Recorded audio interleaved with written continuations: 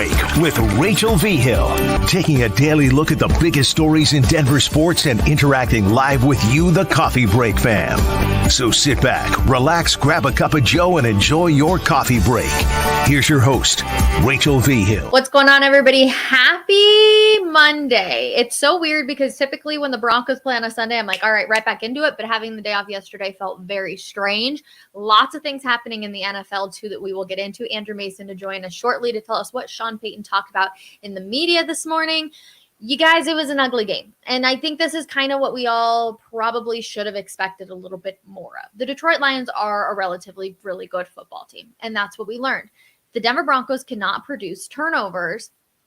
They're not a good enough team to be able to win ball games without it being, relatively close. Even when they produce turnovers, we've seen some pretty close games. So I'm not exactly surprised. I think I was more hopeful that the Broncos were going to beat the Detroit Lions. And then obviously reality came back into play. We'll get into the Sean Payton yelling at Russell Wilson. Are we looking too much into that? A lot of people too right now are questioning Javonte Williams and should he be running back number one, or should we have Samaje Perine be the number one back there? So there's plenty to get into. I'm really excited to be hanging out with Mace here in just a little bit too, because I feel like there's a vibe when you're at the stadium of what it kind of felt like, especially when you're in the locker room. And there's going to be so much to get into when it comes to that. So I'm curious for all of you guys. Please let me know in the comments. How are you feeling about Javonte Williams being the number one back essentially right now? Let's be completely honest. He didn't have the best stats when it came to the game on Saturday. 12 carries, 27 yards. His longest one being 8 yards, 0 touchdowns. And then you go back to the Texans and to the Chargers. And to be honest, they're not terrible. He's had some long runs here, but for as much as they've been trying to utilize the run, for as much as Sean Payton has been attempting to go more run heavy, feels like he hasn't been producing, I think, a lot of what people were hoping to do. I see one of the comments right now, Russ played like crap again. And after that shouting match from Sean, it seems like Russ is not coming back next season. I want to talk to Andrew Mason about this. And I know this is going to be the biggest headlines when it comes to this entire week, is the relationship with Sean Payton and Russell Wilson. Now, I don't think it's any surprise, and I've talked about it a ton here. He has, I don't want to say dumbed down the playbook, but they don't have this extensive playbook because of Russell Wilson. I was watching the Baltimore game yesterday, and I watched the pocket collapse on Lamar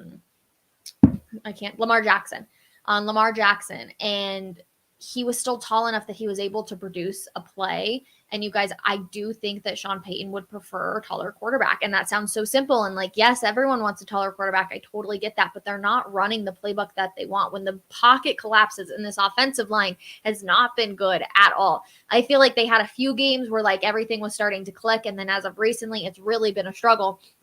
But when the pocket really collapses even a little bit, Russ can't see anything. So then all of a sudden he's running, and that's allowing the defense to kind of go after Russell Wilson. He got hit hard. He got hit so hard a couple of times on Saturday. There were a few times where I was like, I don't know if he's going to be able to get up after that. And that's not good for your quarterback who you're paying a crap ton of money to. And yes, I don't think it's any, shock to the world that Sean Payton, I don't think, trusts Russell Wilson. I don't think anybody's doing that. Now, I'm very curious, and again, going to talk to Andrew Mason about this, because everyone is like, well, of course, Sean was trying to tell Russ not to run the play. Well, can Sean talk to Russ in his ear? Because I'm pretty sure he can. So he could easily say yo, hold off, unless Russ just said, no, we're going to get this and I'm going to do my own thing, which I don't think is the case. You know what else I really want out of Russell Wilson? We have seen people time and time again. We've seen other players, coaches yell at Russell Wilson. I want Russ to just finally be like, nope, I'm going to snap back at you for even just the blink of a second. Have some emotion, Russell Wilson. And I know he's so good about staying calm, but I'm I want to see a little bit of emotion out of this quarterback who just got screwed. And actually, this is another question for the comments. Let me know if you think that they had scored on any of those touchdowns. I mean, they didn't walk away with any points after any of those touchdowns. So they end up going for the freaking field goal, which is a whole other discussion. But let me know if you think that they scored any of those touchdowns, because I thought that they did almost. I think the Javonte one could have been this close, which I can understand not 100% calling it, because again, I think it came down to the bare minimum right there. But again, it's no surprise that Sean Payton doesn't trust Russell Wilson. Now, will the Walton Penner group say, you know what? we will just take the money and we'll just say goodbye and like let him go, and we can see what we can do with another quarterback, whether that be Jarrett Stidham or if they draft somebody in the middle of the first round. I don't exactly know the game plan, but the more and more you see things, the more and more I'm like, I really don't think Sean Payton wants to do a run it back with Russell Wilson.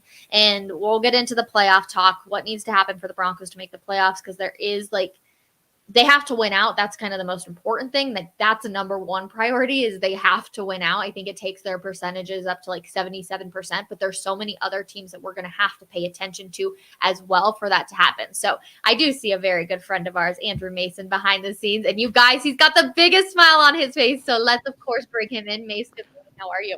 Good morning, Rachel. Sorry, I thought we were on the 10:40 start rather than the 10:30 start like I've been doing, so I apologize. You are totally good. I wanted to talk to you even earlier because I'm ready. I don't know. This is one of those games where it was like, it's a 50-50 chance for the Broncos to be able to win. They obviously didn't, and it was a bad game. I walked away in a terrible mood Saturday night, which sucks on a Saturday night. But I'm just like ready to look past it. Like it was one of those games where it was like I wasn't expecting them to win, so like I don't want to even hold on to it. I just want to look ahead to the Patriots.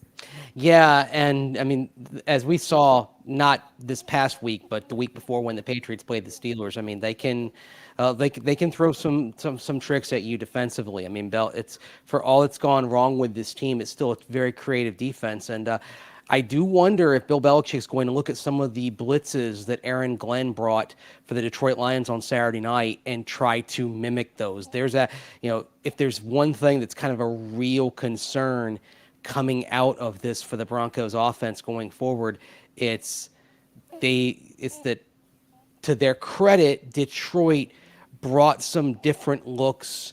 They were able to take advantage of some play fake boot action. You had of course on that early fumble, you had the unblocked safety coming in.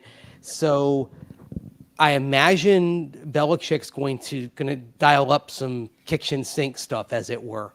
Just throw everything at the Broncos. All the rumblings are he's out, he's moving on after this season. So there's absolutely no incentive for Bill Belichick to play for draft position here. Yeah. He's going to want to come in and try to discombobulate the Broncos offense.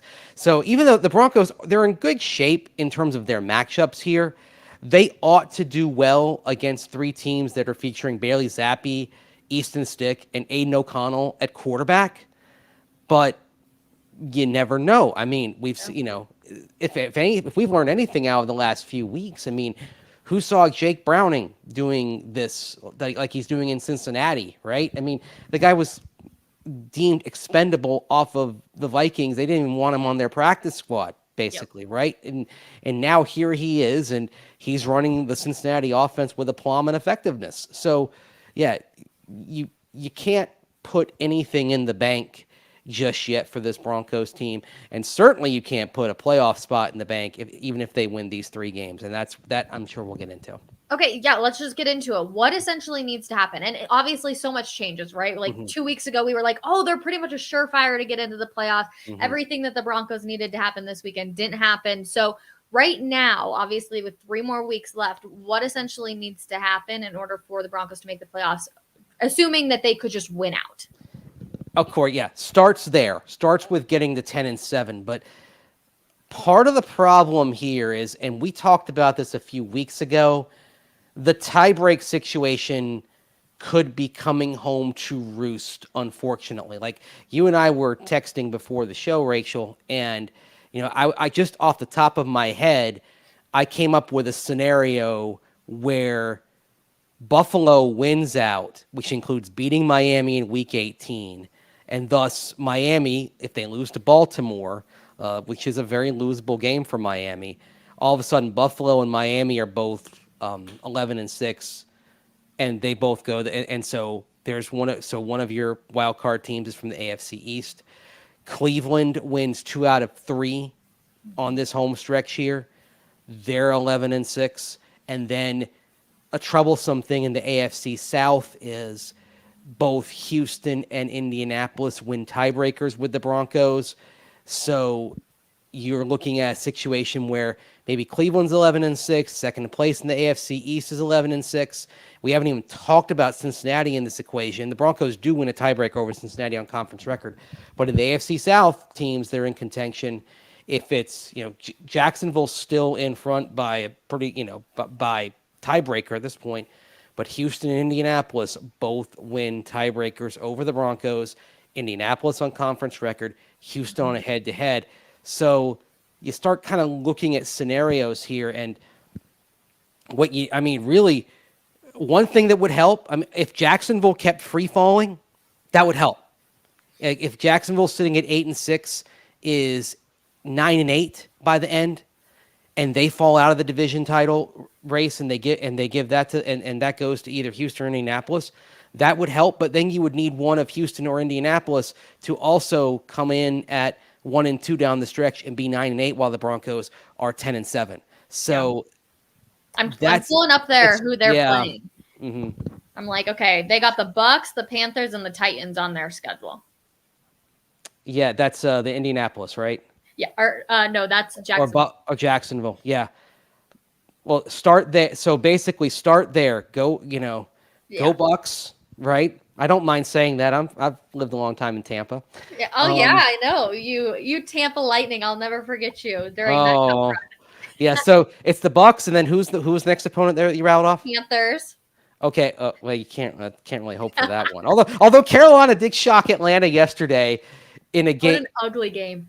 Ugly in every way. It was pouring up and down the East Coast. It was pouring in Charlotte. Yep. Rachel, I don't know if I have seen an NFL game that wasn't in the COVID year that appeared to have fewer fans in the stands than there were at Bank of America Stadium yesterday. If they announced 70,000 plus because it was tickets distributed. I make the quotes here. I hate that rule right there. I'm like, how about we do how many checked in? How many scanned that ticket to get in? That's why I love Denver, because they announced the no-shows. Yeah. Right? That's such a tradition is for the Bronco fans to boo the no-shows. If they had announced the no-shows in Charlotte yesterday, I think it would have been like 50,000. There were tickets on the secondary market for Panthers-Falcons yesterday that started at 45 cents.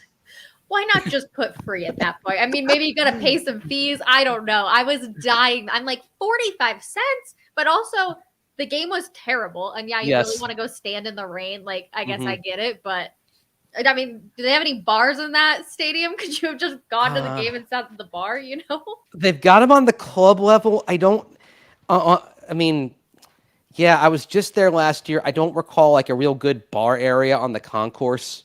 On the main concourse to sit, it's one of the, it's a look.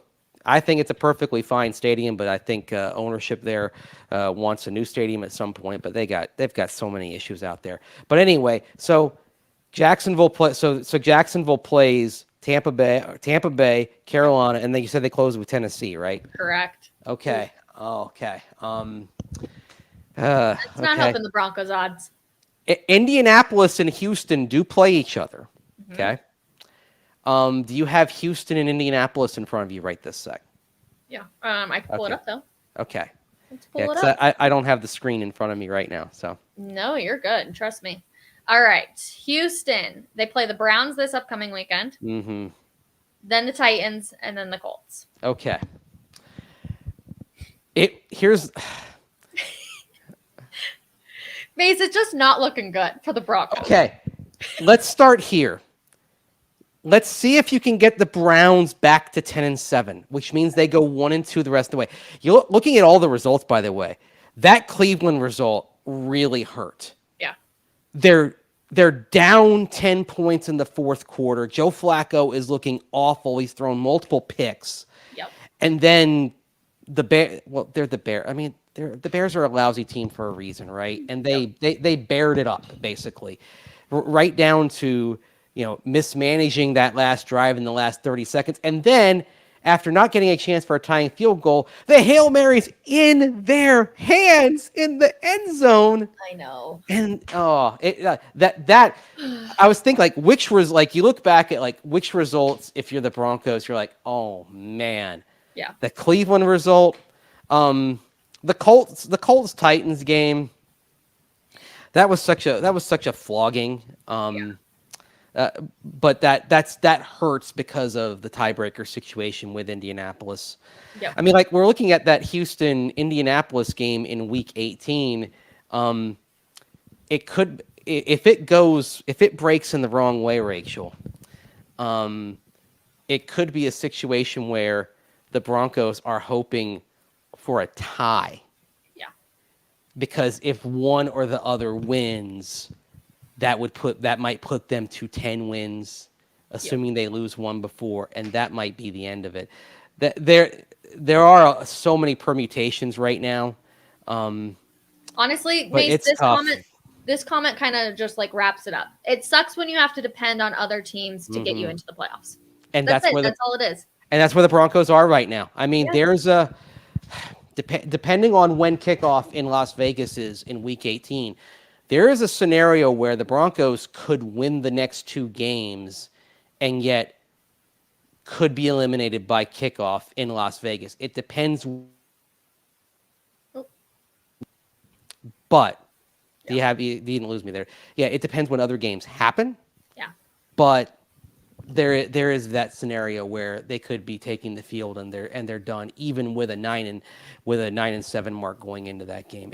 I don't think it's likely because I imagine they'll manipulate the schedule to where, hey, they still have a chance, when the game starts in Las Vegas, right? But yeah. We look ahead to the Patriots 1 week at a time. Everybody just get the win. So what did Sean Payton have to say essentially on the media call this morning? Well, he didn't offer anything different on the sideline kerfuffle where he was yelling at Russell Wilson. I need your opinion on this. What's your main takeaway? Okay. We have seen Sean Payton this year. We've seen him yell at Vance Joseph. Yep. We've seen him yell at Russell Wilson. I believe it was in the Jets game that he was caught yelling at him on the sideline.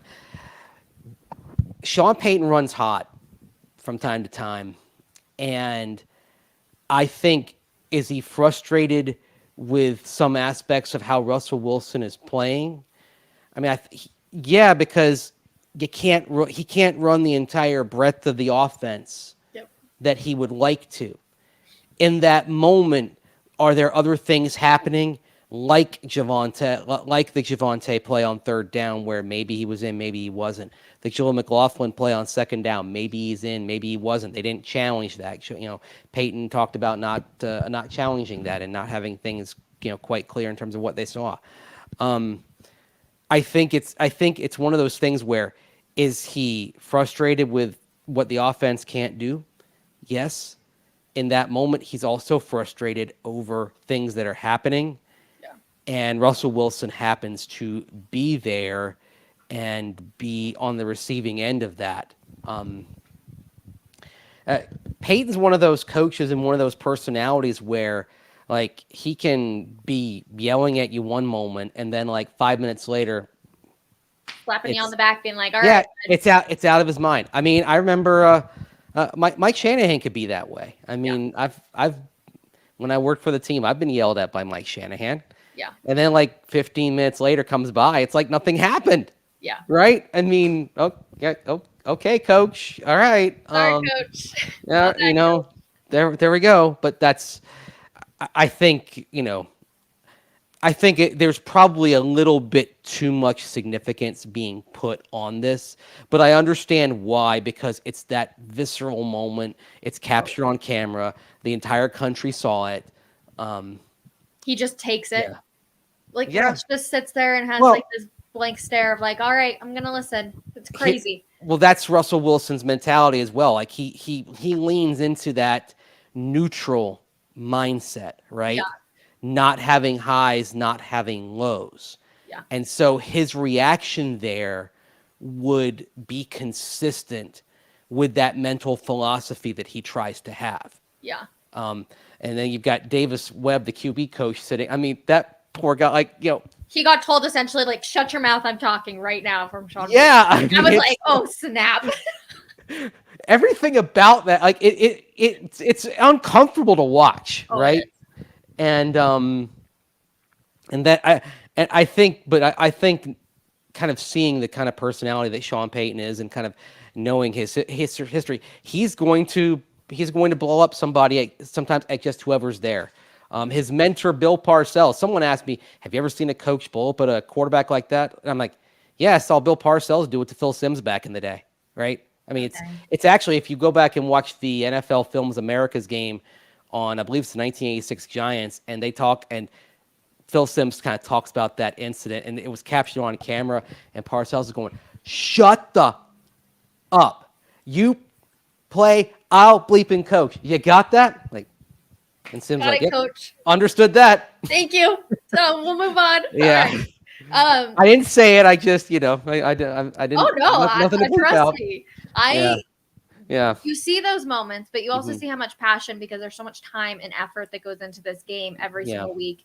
I feel like we were all frustrated, right? Like I was Mhm. frustrated that Sean Payton didn't throw the red flag, and everybody's like, okay, well, what, like, was he telling Russ not to? Like, we don't know. Like, can he be in Russ's headset? Some people are saying, oh, like there's a certain amount of time he can't be in the headset, and then there's like all of these things that people have essentially rumored. How does that moment work? Like, can they be in Russ's headset to say, Russ, don't go and don't do the next play so we can possibly challenge this? Well, they would have to make that clear before the cutoff point, right? Like when he's at the line of scrimmage. The other thing is, it's so noisy, he's not going to hear anyway. I mean, that Ford Field was loud on Saturday night. I'm sure it came through on the broadcast. That was as loud a venue as the Broncos have operated in over the course of the year. And when I saw it happen in real time, my first thought was, is Sean Payton frustrated over the snap maybe coming on third down, coming quicker than he would have liked after the Jaleel McLaughlin play? Yeah. And maybe he wanted a little bit more time to challenge because they were waiting on seeing that and he wasn't aware of it. But in that case, then if that's happening, then in the course of the play call coming in before they cut off the radio receiver in the helmet, then somebody's got to say, all right, look, maybe just hold this up. We might challenge. So snap it at try to snap it at 2 seconds, right? Yeah. Or try to snap it at 1 second. And so I think there was probably a little bit of a communication breakdown there that may have happened, and the eruption on the sideline is the result of kind of all those things in the moment, accumulating, and then boom, Vesuvius. Gotcha. All right, let's move on to the defense, Mace. We've talked obviously plenty about the offense, but the defense really struggled. And I've said this time and time again, in order for the Broncos to win game, the defense has to be able to produce turnovers. So they weren't able to do that. Kareem Jackson returns. PJ Locke did not have his best game on Saturday night. What's your assessment? Are you saying, all right, PJ, Kareem's back, we're rolling with him? Or how are you looking at that secondary?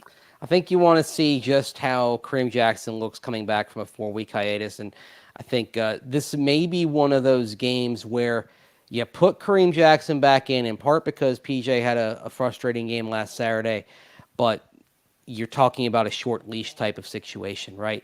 The other thing is, do you consider the body of work? PJ's body of work for 3+ games was pretty good. I mean, there were some, it wasn't perfect by any means. I mean, we've seen, there are some what they call MEs, mental errors out there, but he does bring a bit. He does bring kind of a quicker first step, quicker reaction sometimes than Kareem Jackson has, I think, with K. And also, he's just got a little bit more thump to him, just because his build is stouter than Kareem Jackson's at this point.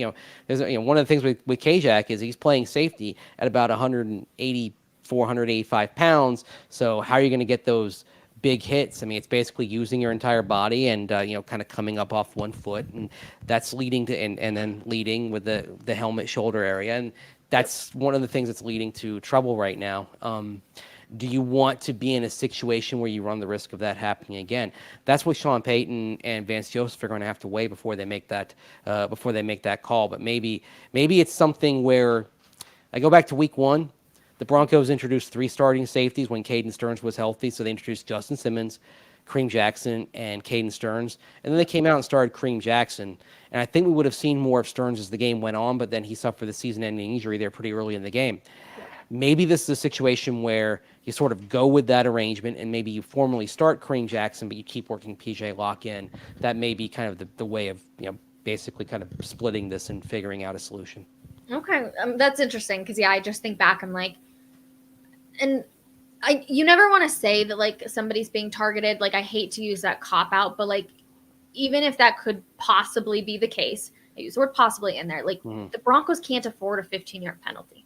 They're not a good enough team to be able to even have that, like, in the conversation. You know what I mean? So there's a risk, unfortunately, when it comes to playing Kareem Jackson, that the Broncos aren't a good enough team to overcome. Yeah, and the other thing is also to talk about the 15-yard penalty and the value of it against the Broncos. One of the things that you're going to be able to read about this at denversports.com in my numbers piece today. The run defense was, again, shaky. Yep. And actually on a season-long basis in terms of average per carry, we're looking at the worst average per carry over the first 15 games of the season in decades for the Broncos, 5.2 yards carry. If you're any of these teams looking at the Broncos going forward, that last game actually against Las Vegas, I know we say, okay, backup quarterback Aiden O'Connell, Raiders maybe probably playing out the string there, but the Raiders might have a motivation to play for Antonio Pierce and keep him around to make a statement on his behalf. So that's not a game that you could sit there and say, okay, automatic Broncos dub, and then you focus on all the other results coming in. Yeah. And all these teams are going to look at the Broncos and say, all right, let's run right at them. I mean, especially the Chargers with Easton Stick, backup quarterback. The Patriots unable to really move the ball consistently in the passing game, but they still have Ezekiel Elliott back there. I think all these teams are going to look at this and say, we're gonna run at them. That's our best chance to win this game in the moment. Is to just pound away against a defense that, as Sean Payton said, I asked him specifically about the run defense. He said the gap integrity was not there, and that's. Unfortunately for the Broncos defense, even during the run of 5 straight wins and just over the 6-2 run overall, it has not been a consistently effective run defense. The problems have remained, and as we get into the offseason, front seven in general is going to be very high on the list of Broncos needs in areas of upgrade because there are simply too many open lanes there in the box that opponents are feasting on game after game. Okay, so real quick, because the show's almost over. Bill Belichick always double coverage is the number one wide receiver, right? Like we saw that with Travis Kelce yesterday. Yesterday, yeah. Who's wide receiver number one, or who's the number one target for the Broncos? Because Jerry Jeudy had a great showing on Saturday. He stepped up. Courtland Sutton obviously has been consistent, I felt like, up until Saturday. What's the play there? It'll be probably Courtland Sutton because you're going to want to make sure you're not beaten over the top by Wilson buying time going deep, because that's where that's been effective, is when Wilson gets beyond play structure, he's scrambling, Sutton's breaking off his routes, or he's headed for the corner. So definitely, I think you're going to see that be an emphasis of one of the safeties for New England, is making sure that they've got Courtland Sutton bracketed to kind of prevent those types of plays. And that will free things up for Jerry Jeudy. But the thing is, for Jeudy to be most effective, it requires getting the rhythm and timing game going, which has been lacking. I mean, for all the hand-wringing over what happened Saturday night, when you had that first offensive play, and it was the play fake to Jaleel McLaughlin, which I love because you see Jaleel McLaughlin out there, opponents assume he's getting the ball, right? So there's a quick reaction to that. Jeudy gets a fairly free release off the snap, and he's open on the slant. He catches it in stride. More of that. Let's try to find ways to have that happen. And oh, by the way, if you're involving Jeudy on slant routes, that I think is playing to what his strength can be. The question is, with Russell Wilson at quarterback, is this something that can be a consistent element of the offense? I was going to say, Mace, you're asking for a dynamic offense. That's essentially what you're asking for, but is that even possible with what they have? It's tough. I mean, it's Yeah. right now we are looking at going into an off season where there are more questions than answers in the first couple of months, and we're looking at an off season that's going to have speculation between the end of the regular season and mid-March, the 5th day of the league year, as to what happens with Russell Wilson's contract. There's still time to change that. There's 3 more games, and if things break right and you're in the playoffs, who knows? Yeah. But also, how are you getting there? And is it possible there's a false positive that comes out of that, or is that really things turning the corner? It's the novel isn't written yet, but we're getting toward the final chapters here, and it seems to be going a certain way. Yeah. Unfortunately. Mace, we talked about it before the season even started. If you're an 8, 9, or 10 win team, you're in purgatory when it comes to this season. So who knows what's going to happen? But like always, an absolute pleasure having you. Thank you so much. Likewise, Rachel. Good talking to you. All right, everybody. Tune in Coffee Break tomorrow morning, 10:30 a.m. for another episode. We will continue our Broncos talk, of course, as they get ready to take on the Patriots on Christmas Eve. We'll see everybody then. Bye, everybody.